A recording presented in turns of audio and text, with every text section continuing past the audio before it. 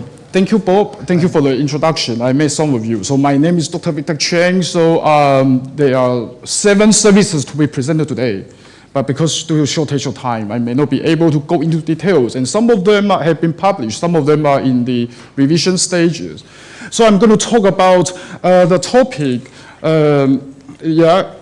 cloud computing and big data can improve the quality of life.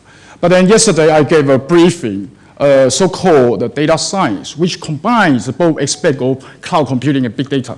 And I'm going to talk about architecture with the type of services and highlight the research contribution, followed by the summary of techniques and methods, and then combining both methods, what will be the new added value for data science, and present results first, and then followed by technical details, because you probably, it's going to bore you, and then additional detailed cases to be followed.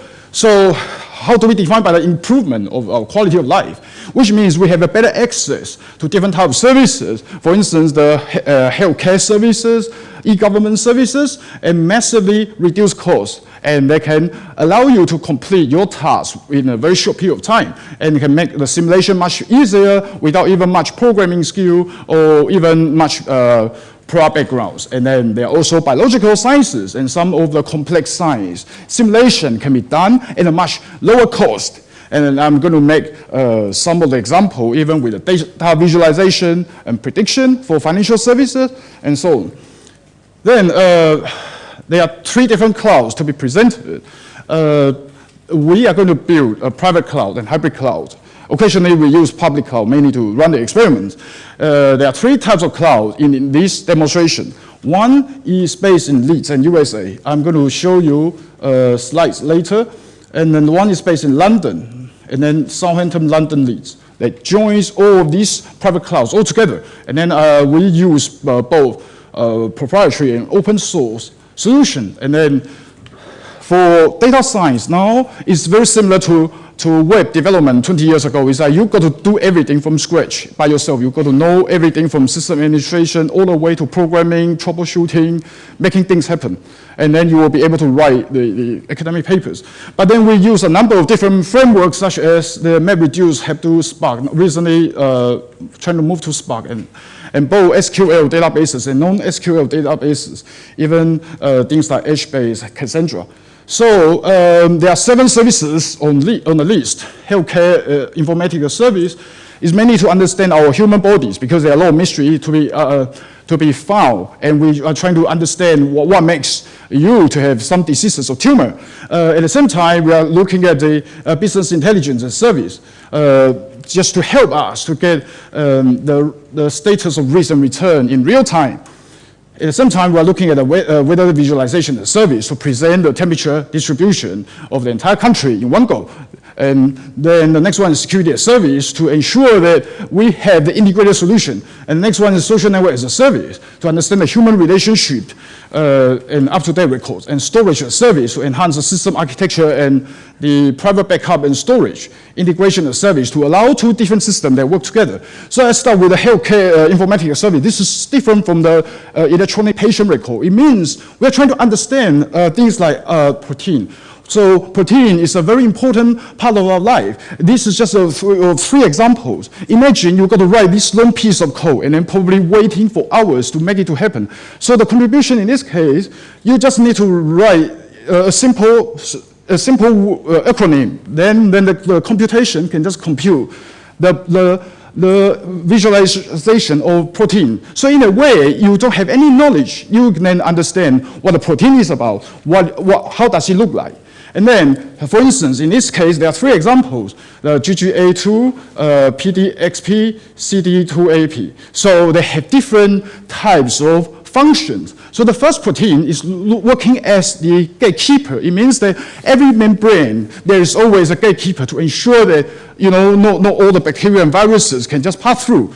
And the second protein is actually looking at the active forms of vitamin B6, because vitamin B6 and vitamin B is actually useful for our bodies in terms of, probably you look younger, yeah? Look 10 years younger, yeah, the vitamin B. Yes, and then the CD2AP, there is a protein that encoded with another gene. So there are also different genes encoded with each other. So there are a lot of mystery to be resolved. Then let's look at this. For instance, if you have a blood clot on your hands, what happened?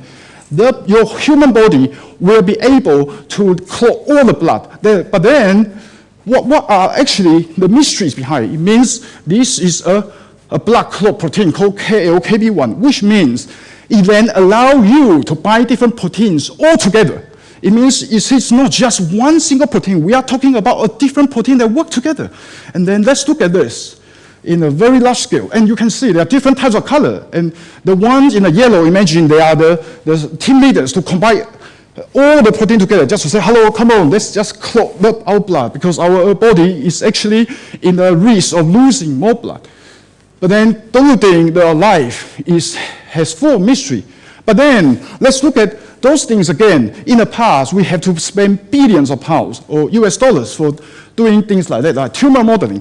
So there are a lot of papers describing how to simulate tumors with lots of formulas. So you end up reading 50 formulas to 100 formulas. You probably ended up writing a lot of code to then simulate all the tumors. But then why is it important? Because it relates to cancer research.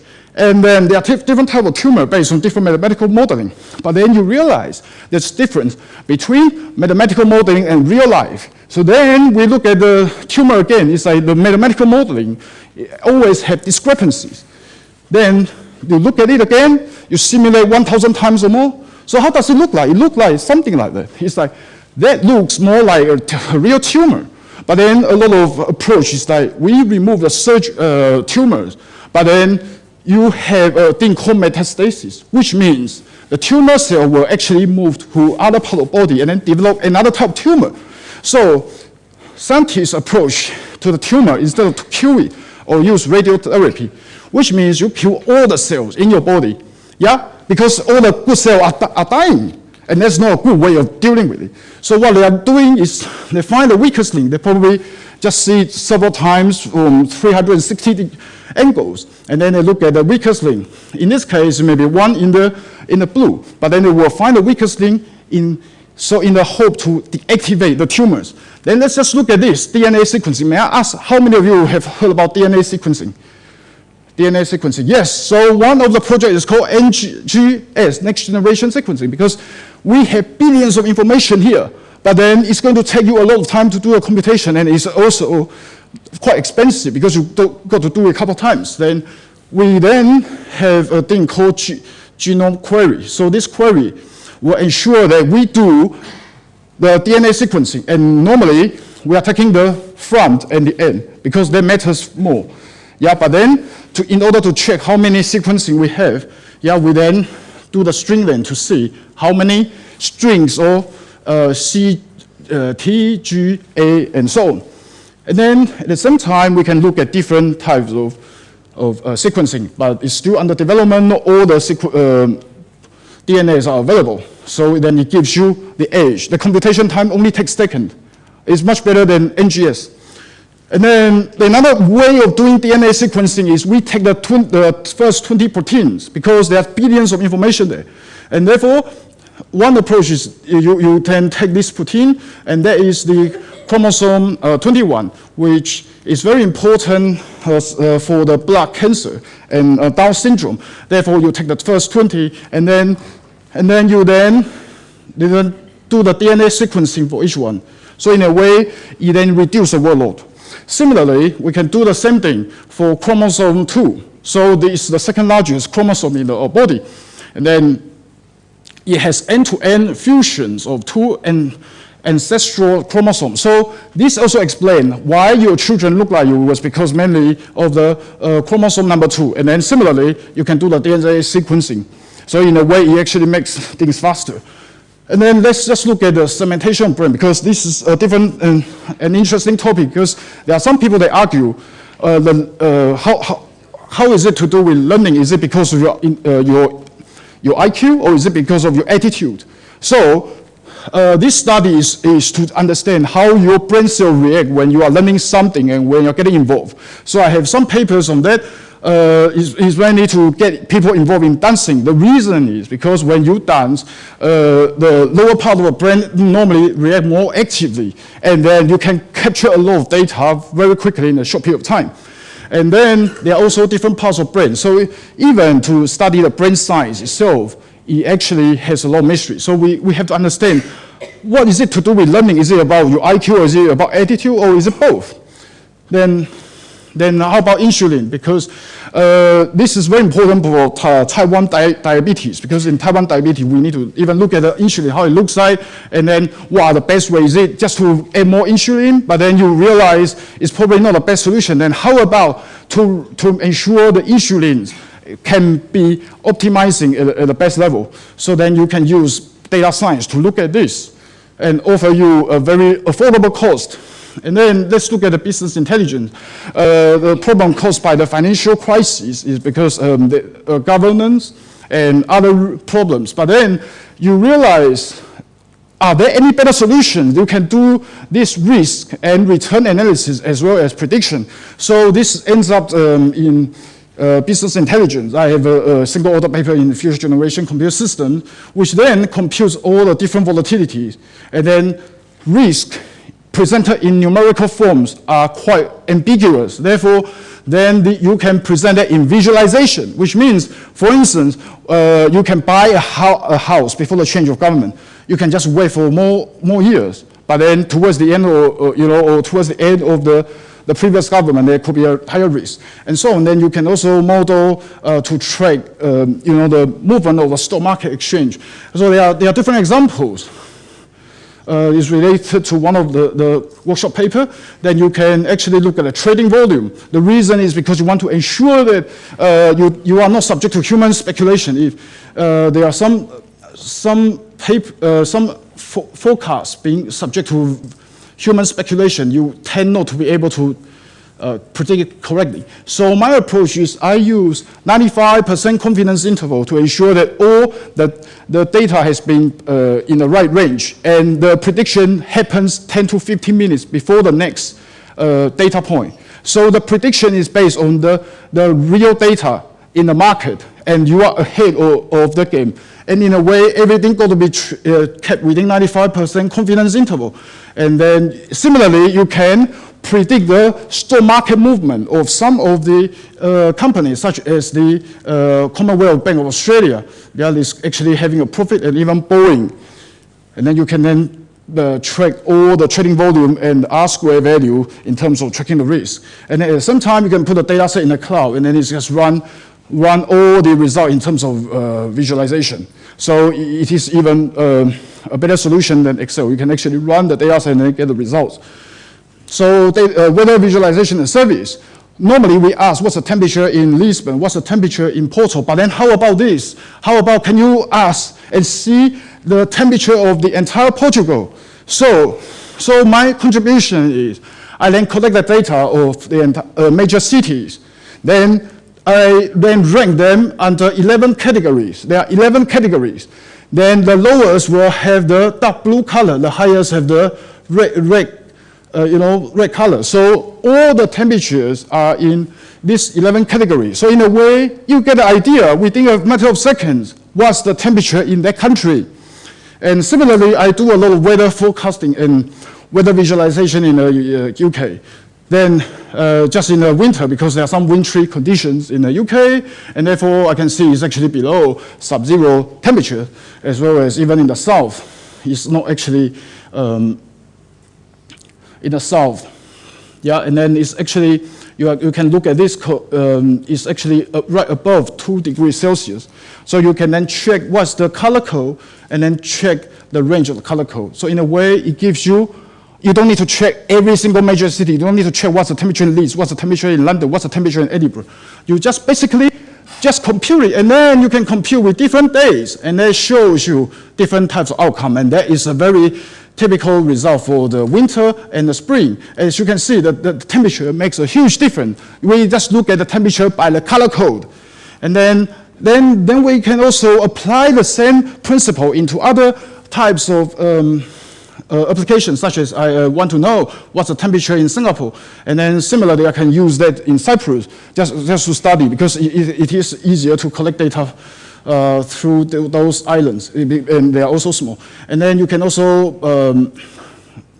You can also study all the temperature in Sydney between this 1 year period, and then you can then take the maximum and minimum value. So you then can predict based on historical data, it will be something like that. And then you can also take on the whole Australia by looking at the temperature range. So then the next one is security as service, because we know that security is an important thing, privacy, trust. And in yesterday's talk, I mentioned briefly about this. But then you know that there is no any single solution that can solve all the problems. It may be you need an integrated solution. So this is the motivation of using security as service. So we developed multi-layer security. It means imagine in a soccer or football match, you have 3 goalkeepers, and then probably that helps you because one is not enough. You may miss something. But then even with 3 different layers, there are also compatibility issues. So we use XAML technology. And then the first layer, the firewall, we use a lot of IP tables. We just define the rules. And then the second layer, the identity management. We define there are different roles as user and the server and the security manager. And each role has its own responsibility and function. Therefore, it ensures that the second layer can then detect any roles which are not defined in these 3, and if they are not, and therefore they are suspected files, and then they move on to the quarantine for isolation or even to remove the suspected file. And then the third one is encryption, because why is on the third layer? It was because some files is actually a password cracking. So they then pretend to be a good guy, but actually is a bad guy in disguise. So therefore encryption is to ensure that we don't actually accept the bad guys. So then data security is important because we need to look at 3 different types of data. Data in use, data in rest, data in motion. So then we use one workflow to ensure that before we do anything, we always do the simulation to understand how much time it's going to take you to recover your data center. Let's say your data center has been compromised. The data center itself is not safe.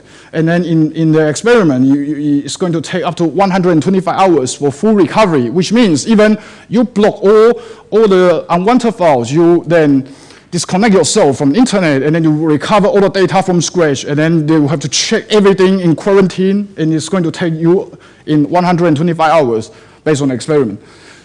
And then we also do the experiment for this 3 layer. So to ensure that in this 125 hours, what happened is this 3 layers still enough? And the results show that it's actually, the performance actually decreased over a period of time. But then hopefully all the data and all the rescue will be recovered within these 125 hours. But similarly, we also do the experiment to show how the workflow simulation can take, this workflow simulation can be completed within 2 seconds.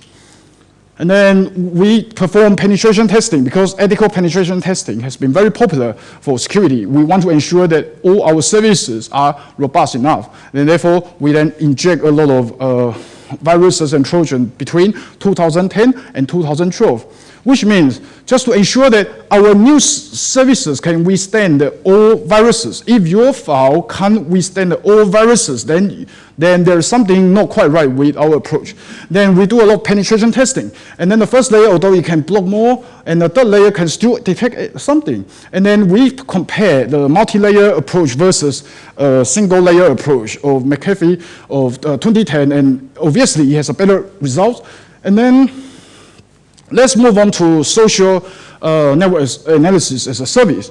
Why is it important? Because the human relationship is not a fixed constant, it's a variable. And because of a certain event, it may trigger you to have a better relationship or worse relationship. Then why does it matter? Because, I mean, I was from Taiwan and then moved to Singapore at a young age. Then I spent some time in Australia, and then after that I worked in the United Kingdom. So for me, it started as just a hobby. I just want to know my relationship with friends at different places. Yeah, then I want to know my friends and people going to the church. And I want to know my friends in Australia. I want to know my work colleagues in the UK, and I want to know the relationship with my classmate in Singapore. So what does this mean?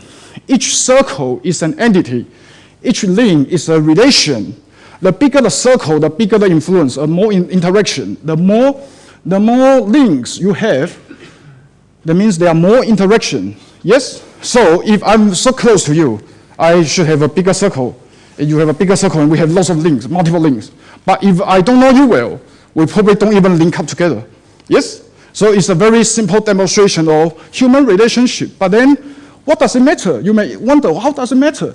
I want to study my work relationship in 2 locations in the UK, such as people in the north, such as Leeds, and people in the south, yeah, which include London and then Southampton. So I'm the one in the middle. I'm the one to connect to different types of groups. They are doing different things, but then I'm the one, then I can study, people in the south tend to be getting closer together. They probably know each other and probably have lots of interaction.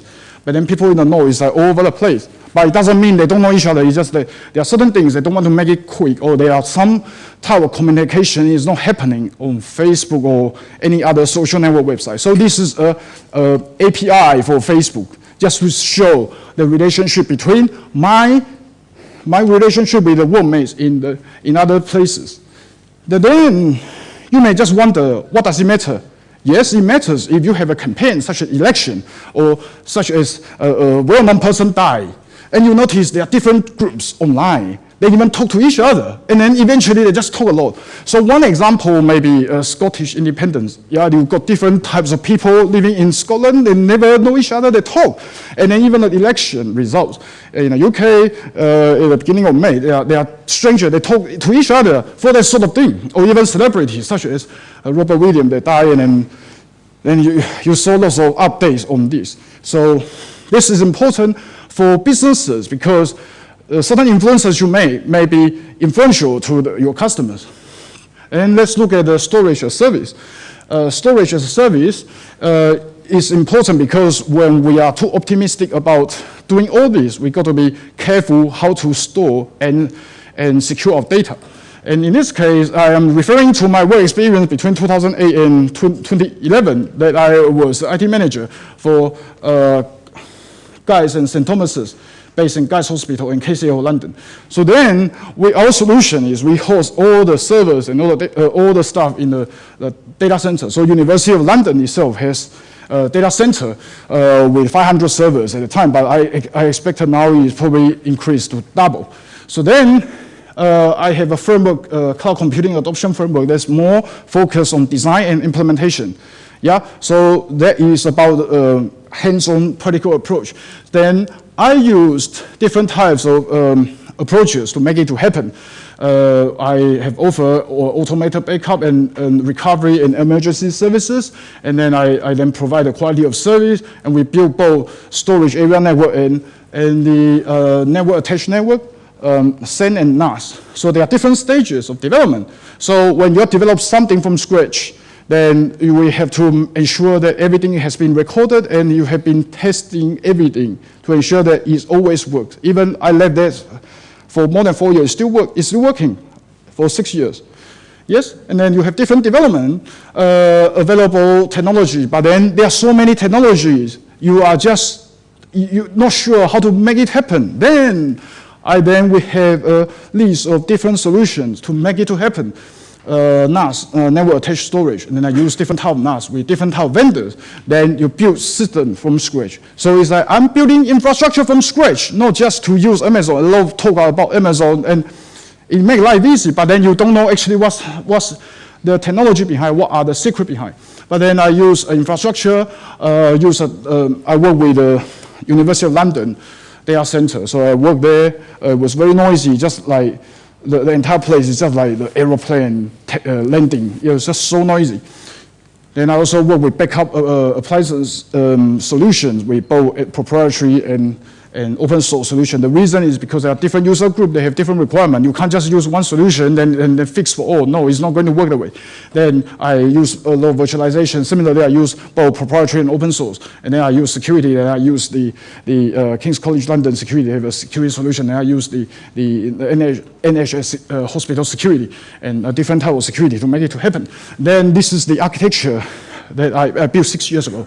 It still works. So it just shows there are different types of groups. So they are the real users behind all the systems and the application. So this shows, different groups, they have different requirements. And then the red line shows that you can do the automated backup. It's like there are a lot of things, they just back up to each other. So you don't need to know, it's just even some small changes you have made, the private cloud knows, and then will ask you, do you want to just back up in the cloud? And then you click yes, and then it just move for you. You don't need to know the complexity. And then there are also different groups because there are two different sites with different requirements. So even we have backup to each other with different things because there are two different servers working on different purposes, and then they are backing up to each other. And then there are also other groups with different functions. Then they back up to each other. So it's architecture that they actually support and reinforce each other. It is not just a single system that failed, then you have no backup, you have no way to recover the data. But then now I'm moving to the system architecture because the architecture is more about the infrastructure. But now I'm referring to the virtualization architecture because within VMs, which is an important element in the cloud computing and big data, we have another architecture. So there is a second layer of architecture. So this method is called pipeline. So what does it mean? It means that the idea is from the manufacturing. You have different teams working in different things. For instance, one team is looking at the research and development, such as you are writing code, you are testing. Then the other team is on sales and business. Yeah, you package the stuff, then you do marketing and branding. So then it works well. So it means there are two major services. Yes?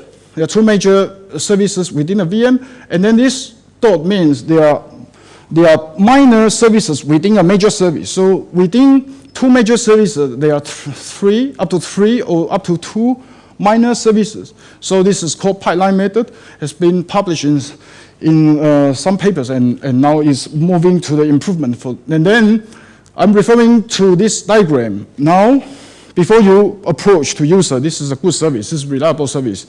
We do a lot of experiment. So then I move data between here to there, for instance. I want to move the data to test the reliability and the execution time. Then in terms of the automation, it takes between 7 to about 46 seconds. When you move one or lots of files, although there are small number of files, move to one place to another, it took less than a minute. And similarly, data recovery, which means the data has been accidentally deleted or has been altered without your permission. Then you want to get it back, and then it's also doing the experiment, and is taking less than 1,400 seconds. So then similarly, I have performed another experiment because there's a difference between moving lots of small files versus moving a big chunk of file to one to the other, because you may result in failure rate. What does it mean? It means that you send this big chunk of file to another place. You probably have to do it a couple of times. So the experiment is to show, is it the case? But then when you move things up to 100 gigs, everything seems to be working well. But then the problem is when the size of the file has increased, even you are moving terabytes of single data to one place to another, because bioinformaticians and biological scientists, they like to do this, like 1,000 or 2,000 of files, and then they just zip the whole chunk. And then normally what I do is they move the whole chunk into another place for backup. And that's going to cause a lot of problem because of network bandwidth, latency. So the reason of doing this is to ensure I know what is the percentage of failure rate. I mean the first time success. I'm looking at the first time success. So when I have lots of files, and the failure rate actually goes up.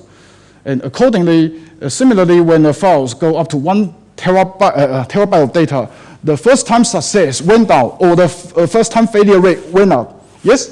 And in exponential rate. Therefore, when you move terabytes of data from one place to another, then certain techniques go to improve or reduce the failure rate. Then I'm talking about the healthcare cloud, because when you do a lot of bioinformatics, which I presented 20 minutes ago, there's no point just do a lot of simulation without backing up your data. Therefore, now this works as a solution to ensure we can, after we have performed our simulation, we want to save our data. Then we can then look at the cost reduction. The benefit also include the time saving because it doesn't need you to have spend a lot of time, and it also is quite easy to use without much system administration background users can use. So the idea of providing a service to ensure that people without much background can actually use it. Even I left the place for so long, they can still use it. Then also it allows you to do the plug and play. What does it mean? It means that if you want to add more storage, then it's just a plug and play. You don't need to write or do the thing from scratch. Therefore, that's very important. When you design a system, you have to think a lot of success factors. It's not a lot of system has been only designed for current needs. They don't actually think for the future. Then this means the similar concept can transfer from one place to another because we talk about success story or framework, which means the success can be moved to another provided you actually customize things properly. So then I use a lot of APIs, libraries, which means you don't need to write a lot of code. You just basically use API or library. So in a way, your code is short and sweet. It's very short, not much nonsense. Because if you write things like C++, you got to write the whole thing, you got to define the whole thing, or even Java. Then the beauty of using this is that to ensure we can use just one sentence or one word of code. Yeah? So we don't need to do things from again and again and again. So then we can transfer this concept from healthcare to finance because there are a lot of papers, even high quality papers. I mean, I actually have suspicion they will be able to apply in real life. So I'm the one that I will want to ensure that it actually works. If nothing can work in real life, then a lot of this, I really have suspicion it is a good recommendation for the society for better quality of life because you may end up doing the same thing over a period of time, it's same thing, similar problems.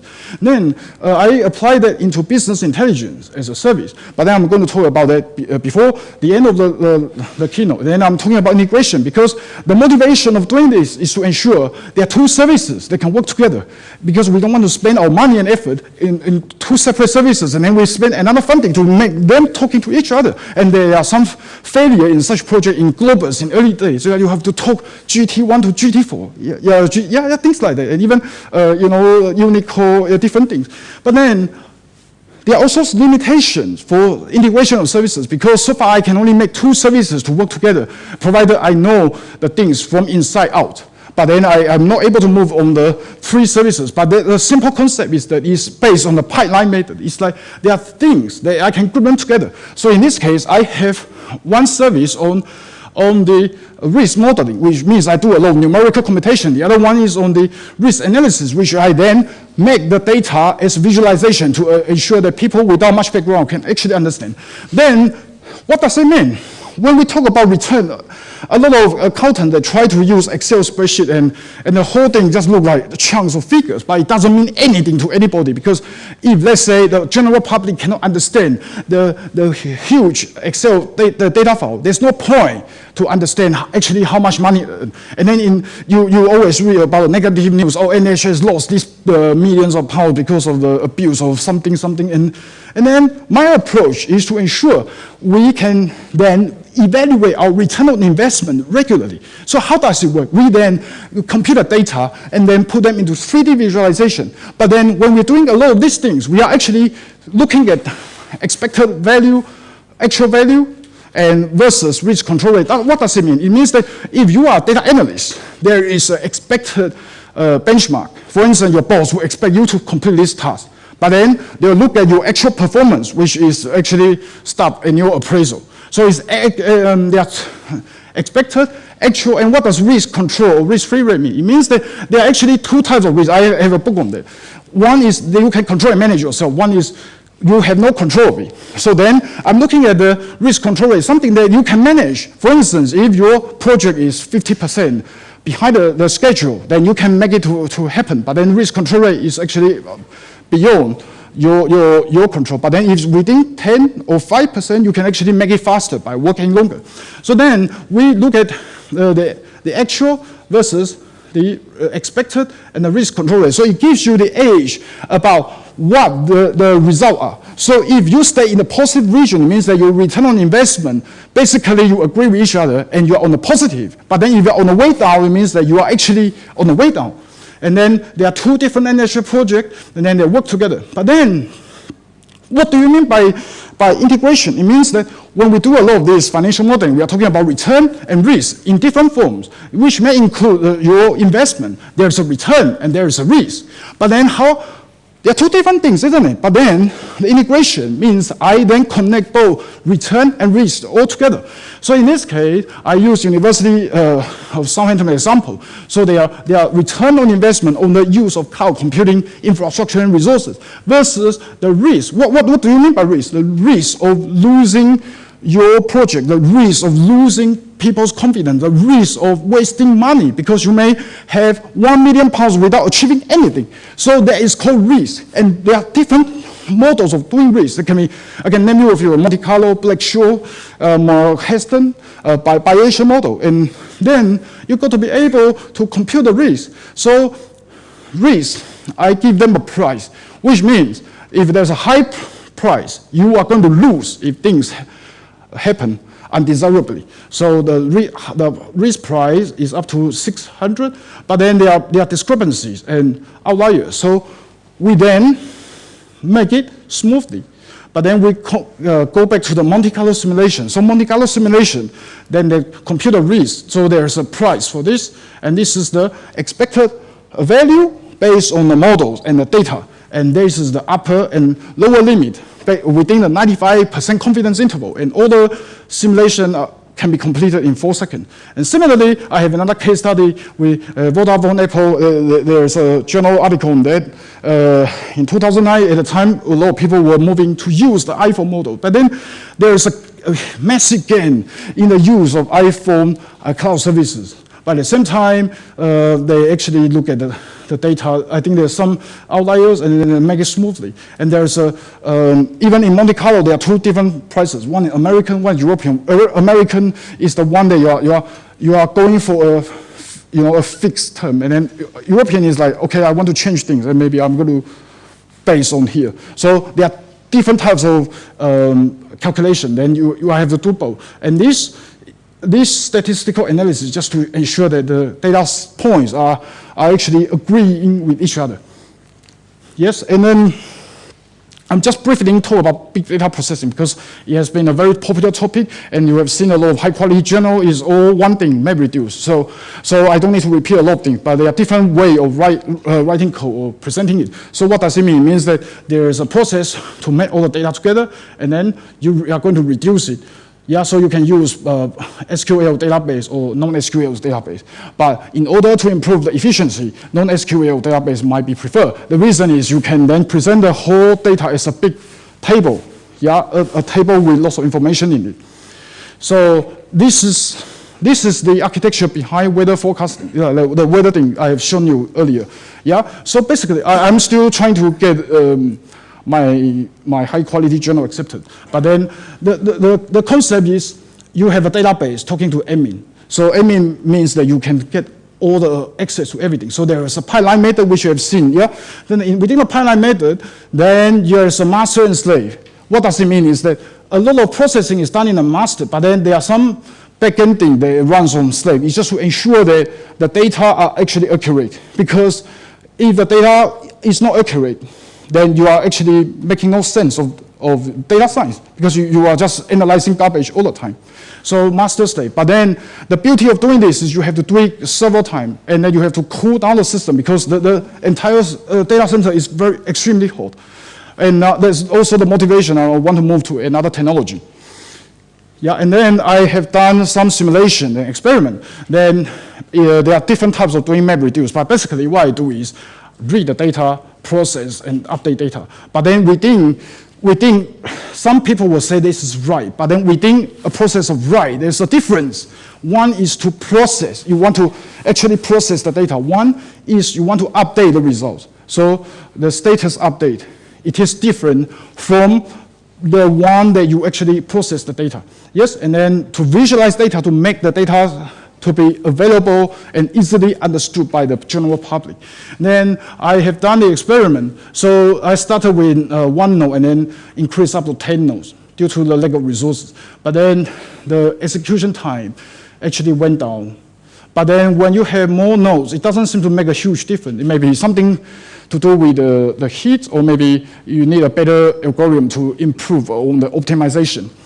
But then I'm going to show you some other examples. There are also other examples, such as education as a service. So at least back at university, I'm teaching a module called business intelligence. So what people do is actually, they run the code in the cloud, but the cloud is based in the US. So the service provider doesn't actually tell us how they actually do it. So I do not know actually how I do it. But then I have another screenshot from my student to show that there's a library. So what happens is you use a library, and then you do the workflow, and then you just click run, and everything else can be computed, things like that. So this is the step before you are doing the data science, because you want to know all the data points, do they actually agree with each other? If they don't, if they do not lie in a close range, then there's no point to go further. But then with the use of education as service, I also took the student survey, and the student felt that you can do things faster than before because you don't need to write code, and some people didn't like it. And then you just make use of library and you write a procedure. So you write a procedure. It's like this procedure can do this task, and then they have moved to the next level. It's like that procedure has been done for you. You just simply click, and it works. I can show you some example. Then it's also important when we offer services, we need to align with business's needs. So there's another framework called Cloud Computing Business Framework that works with people that actually need to adopt cloud computing. It means that there are actually real use cases from different organizations. So I have another journal article on that with International Journal of Information Management. There's more for people with managerial position. So then it then works with business model with different types of services, and they are actually aligned with each other, and they work closely. So then I still have time to talk about business intelligence as service. So this is a single order paper in the future generation computer system. So then I study different types of model. So one of the model is called Hester model. So the reason is it's an improvement from Black-Scholes model. Black-Scholes is a Nobel Prize winning model in 1970, but the problem is it regards risk as a constant value, because risk can never be a constant value. It's a variable. It is a volatility. Therefore, it has a way to deal with this, because it does a lot of stochastic modeling all the time, and there's the motivation of using it. And then there are different parameters to look at, such as the rate of return and such as the loan variance. Like you want to know the price, because your stock, the prices are not all the same, it change with time. And then I look at the rates of this, because even within the parameters, it does a lot of stochastic model. And then the volatility, because volatility is an important measurement. Then there are different models, such as Cox, Ingersoll, and Rose, or CIR in short, and the Raj-Kata method. Yeah, so even within this Hester model, there are 3 supporting models. Like there's another thing called Wiener process. Like it's doing a lot of stochastic. It's like before you want to analyze any data, we have to ensure that there's a good accuracy. We are actually ensure the data set are actually excellent enough. Otherwise, there's no point to analyze all this. But then there are also type of things such as calibration. Calibration means that you want to know the prediction, whether they are actually aligned with the actual value. So you have performed large-scale simulation in the cloud. And then there are also different types of statistical analysis to look at the quality of your data set, such as root mean square error, moving window, and average absolute percentage error. But then there are a lot of math formula in it, because for people who want to do cloud computing, especially for users' point of view, we don't want to know. So before I'm going to talk about this, I hope you remember about the pipeline model with 2 major services. So in this case, I apply the principle that I have proposed earlier into the real life thing, which include the Hester volatility and pricing as a service, which means I'm actually tracking volatility all the time. My values have been always changed, because volatility itself is not a constant. Therefore, prices in stock market, in mortgages, in currencies are not constant. It's always changing. Therefore, Hester model is suitable to do this. And then there are 3 different processes. Remember, there are 3 supporting models, so each one is being written as an API. So there are a lot of math formula in it. But then in API, the beauty is you just need to write a short piece of code, no much nonsense in writing the code. So there are 3 different types of code based on 3 supporting models. Then the next one is business analytical service, because when you use Google or Yahoo Finance, the result you look at is a visualization. You don't want to know what's the math behind. You don't want to know the programming behind. Therefore, there is an important need to translate all the numerical computation into visualization. Therefore, then I use another 2 API to do the job. Yes, and then this is how it looks like. This is the stock market exchange, and then you can do the prediction. You are 10 to 15 minutes ahead of the market. But then the only limitation is that if there are human speculation with massive buy and massive sell, then there's no way you can predict. So then you can still do a very close alignment between the actual and the expected value. And then this is another architecture between London, Leeds, and Southampton, and then the University of London Data Center. So it's in a journal article. So hopefully, if you have time, you can read it. And then calibration means we do a lot of large-scale numerical computation to ensure that the data sets are right. So before we want to present the result in visualization, we want to ensure the data is always right. So this data set is based on the analysis of financial crisis. We want to ensure that our model can actually analyze a better outcome to understand why financial crisis has happened. And then this is a single client to server request and response. So it's like API, I just do it once. I want to see how long it could take. So it's always within 2 or 3 seconds. So with standard deviation. So these APIs corresponds to the services I've introduced.